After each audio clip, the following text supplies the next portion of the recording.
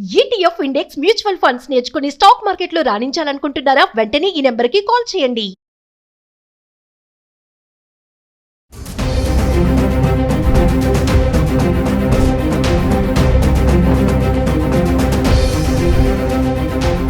Hi hello నమస్తే, welcome back to Suman TV. ప్రస్తుతం మనతో పాటు ఉన్నారు analyst and TEDx speaker Nandi Rameshwar Rao గారు. సార్తో మాట్లాడదాం.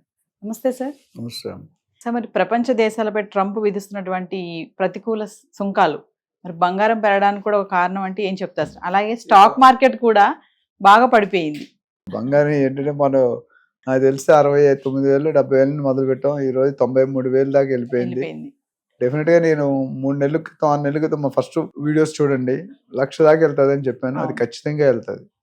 కొంతమంది విరోధంగా కూడా మాట్లాడుతున్నారు, డమాల్ అయిపోతే తగ్గిపోతుంది అనేసి. నాకు తెలిసి అంత డమాల్ ఏం అవ్వదు, కొద్ది మైనస్ గా గత 7-8 డేస్ చూసుకుంటే అది కంటిన్యూస్ గా పెరుగుతూనే వస్తుంది.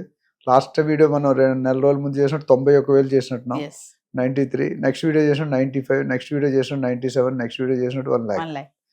ఖచ్చితంగా డబ్బులుంటే కొనుక్కోవడం మంచిది. ప్రతి ఇంట్లో కూడా, ప్రతి ఫ్యామిలీకి కూడా, ప్రతి కుటుంబానికి కూడా ఒక 1/4 kg కానీ 1/2 kg కానీ గోల్డ్ ఇంట్లో ఉంచుకోవడం చాలా ఉత్తమం. లేకపోతే మీ కూతురు పెళ్ళలేదు అనుకోండి, బంగారం ఇమీడియట్ క్యాష్ సడన్గా సంబంధం కుదిరింది, షేర్ మార్కెట్లోనో రియల్ ఎస్టేట్లో పెట్టుకుంటే వర్కౌట్ కాదు. అందుకని అన్నింటిలో మనం చెప్పాం, మీ సంపాదనని టోటల్ సంపాదన 25-30% ముందు పక్కన పెట్టారు. ఇక్కడ జనాలు ఏం చేస్తున్నారంటే ఫస్ట్ ఖర్చులు పెట్టేస్తున్నారు, తర్వాత సంపాదన ఆలోచిస్తున్నారు. సో ఖర్చు పెట్టే సర్కిల్ పెద్దగా ఉంది, సంపాదన సర్కిల్ చిన్నగా ఉంది. సర్కిల్ ఇప్పుడు ORR RRR ఎట్లా ఉంది, ORR అనేది మధ్యలో ఉంది. ORR పెంచి ఇది 160 కిలోమీటర్, అది 340 కిలోమీటర్లు. సో ఇప్పుడు దానికోసం ఏం చేస్తారంటే ఖర్చుని కాంప్రమైజ్ చేసుకుంటారు. అది చేయకూడదు. ఖర్చుల్ని ఉంచుకొని సంపాదన పెంచుకోవాలి. ఆ విధంగా చూసుకుని గోల్డ్లో ఇన్వెస్ట్ చేసేవాళ్ళు మనం దాదాపు లాస్ట్ 2-3 డికెట్స్ చూస్తే లాభమే పెరిగింది. నేను చెప్పాను 2011-12లో 28,000 24 క్యారెట్ తులం బంగారం. ఈరోజు 93,000, అంటే more than 3 times. 24-72 almost close to 3.5 times ఉంది. సో పెరిగింది. అయితే డెఫినెట్గా ఇన్వెస్ట్మెంట్లో 3-4 రకాలు చూస్తాం మనం: stock market, gold market, real estate market and other government bonds, mutual funds, NSCలు, నేషనల్ పెన్షన్ స్కీమ్ అన్నీ. ఇవన్నిట్లో కూడా ఉత్తమమైనది అయితే డెఫినెట్గా నేను ఫస్ట్ ప్రియారిటీ ఇచ్చేది రియల్ ఎస్టేట్. కాకపోతే రియల్ ఎస్టేట్ కొద్దిగా స్లోగా ఉన్నప్పుడు మిగిలిన ఆప్షన్లు gold, stock market. Real estate, stock market ఒక డౌన్లో ఉన్నప్పుడు గోల్డ్ మార్కెట్. సో ఇది తిరుగుతుంటుంది, రింగ రోజు మ్యూజికల్ చైర్స్ ఉంటుంది కదా, triangle love story, gold, real estate, stock market. So అలా చూసుకుంటే ట్రంప్ గారు ఏం చేశారంటే సుల్కాలు అంటే what are the tax component, మనం ఇండియా పెట్టినప్పుడు మనం రామ్ కిసిసే కమ్నే నేనేం తక్కువ, మోడీ గారితో కలిసినప్పుడు కూడా డిస్కషన్ జరిగినట్టుంది.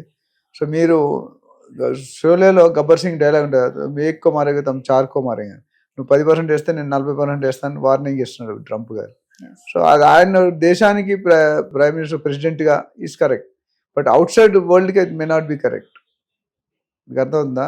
ఆయన దేశం ప్రకారం చూసుకుంటే ఆయన ప్రెసిడెంట్ కాబట్టి ఆయన దేశాన్ని ఆయన ప్రొటెక్ట్ చేసుకోవాలి, ఆయన దేశానికి సంపత్తి సృష్టించారు కాబట్టి కరెక్టే. But one country with so many hundreds of countries, వాళ్ళ ఎగ్జిస్టెన్స్, వాళ్ళతో రిలేషన్ కూడా చూసుకోవాలి కదా. మీరు చూసుకుంటే నేను చాలాసార్లు చెప్పాను, ఐ థింక్ నాకు తెలిసి వరల్డ్లో the highest authority is US president. దానికి మించి పెద్ద పొజిషన్ లేదు. అలాంటి ఆయన నరేంద్ర మోడీ గారు వెళ్ళినప్పుడు కుర్చీ లాగి కూర్చోబెట్టాడు. వెనకాల కుర్చీ లాగేది ఏ ఆఫీస్ బాయో మేనేజర్ అయి ఉంటాడు, కానీ హైయెస్ట్ లెవెల్లో ప్రెసిడెంట్ అయి ఉండి కుర్చీ లాగి కూర్చోబెట్టాడు. అది సినిమానా ప్రేమనా అవి మనం ఎలాగైనా పర్సీవ్ చేసుకోవచ్చు. But is come down. ఒక ఆయన యాంకర్ క్వశ్చన్ అడిగాడు, ప్రైమ్ మినిస్టర్ గారు నరేంద్ర మోడీ గారు పెద్ద టాపా, US ప్రెసిడెంట్ డొనాల్డ్ ట్రంప్ గారు టాప్? ట్రంప్ గారే చెప్పాడు, నేను కాదు నరేంద్ర మోడీ గారు అని. దానికి ఇమేజ్ ఉంది. మోడీ గారు కూడా has created a history, 3 times CM 3 times PM అనేది. అంటే 30 సంవత్సరాలు ఆయన పవర్లోనే ఉన్నాడు. ఆయన వయసులో మేబీ 70 ఎంత ఉంటాయి, 75 ఉంటాయి. So more than 50% is in power, that to top most position, CM of Gujarat and president prime minister of India. So ఆ విధంగా చూసుకుంటే ఈ ట్యాక్స్లు అనేది డెఫినెట్గా there is an impact on the other segments. ట్యాక్స్లు తగ్గినప్పుడు ఏంటంటే షేరింగ్ మార్కెట్ పడిపోయి కొద్ది స్లో డౌన్ అవుతుంది. స్లో డౌన్ అయినప్పుడు షేర్ వాల్యూ పెరగదు. ఇప్పుడైతే టర్న్ ఓవర్ ఎక్కువ అవుతుందో ప్రాఫిట్స్ ఎప్పుడు వస్తాయి? టర్న్ ఓవర్ చేయాలి. టర్న్ ఓవర్ ఎప్పుడు అవుతుంది? ట్యాక్స్లు తక్కువ ఉండాలి. ట్యాక్స్ నేను ఒక ఎగ్జాంపుల్ చెప్తాను. రీసెంట్గా నేను 2008-9లో సోనీ టీవీ కొన్నాం. అప్పట్లో 78,000, అది 40 ఇంచెస్ సైజు. ఇప్పుడు నేను లాస్ట్ వీక్ రీసెంట్గా ఒక టీవీ కొన్నాం 55 ఇంచెస్, అంటే 40 ఇంచెస్ వేరు, 55 ఇంచెస్ వేరు. అది ఓన్లీ 55,000 60,000 ఉంది. అప్పుడు 15 years 16 years బ్యాక్ చిన్న టీవీని 75,000-80,000 కొన్నాం. దానికంటే పెద్ద టీవీ ఇప్పుడు 55,000-60,000 కొన్నాం. అంటే ట్యాక్సెస్ కాంపోనెంట్ చాలా, ఎక్సైజ్ డ్యూటీ, కస్టమ్ డ్యూటీ ఎక్కువ ఉండేది ఒకప్పుడు. 1990s-లో 2000లో చూసుకుంటే కస్టమ్ డ్యూటీ ఎక్కువ ఉండేది.